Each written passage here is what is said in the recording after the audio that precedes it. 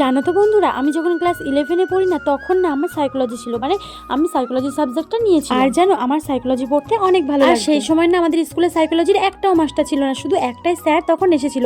সেই স্যারটার নাম হচ্ছে ঋত্বিক। আর ওই ঋত্বিক স্যারটা না সব মেয়েদের ক্রাশ ছিল, মানে মেয়েরা ওই স্যারটাকে দেখলে পুরো পাগল পাগল হয়ে যেত। আর আমার তো সব থেকে পছন্দ ছিল, আমার তো স্যারকে ভীষণ ভীষণ ভীষণ ভালো লাগতো। আর একদিন না স্যারটা আমাদের ক্লাসে এসে বলে, জানিস তোদের জন্য একটা খুশির খবর আছে আর একটা দুঃখের খবরও আছে, তোরা কোনটা আগে শুনতে চাস, খুশির খবর না দুঃখের খবর? তখন আমরা বলে উঠি, স্যার আমরা আগে খুশির খবর শুনবো। স্যার বলে আচ্ছা ঠিক আছে। স্যার তখন বলে, খুশির খবর হলো আমি কলেজের চাকরি পেয়েছি, আর দুঃখের খবর হলো তোর স্কুল থেকে আমি চলে যাচ্ছি। আর এটা আমাদের জন্য মোটেও খুশির খবর ছিল না, আমরা সবাই অনেক কষ্ট পাই, অনেক দুঃখ পাই।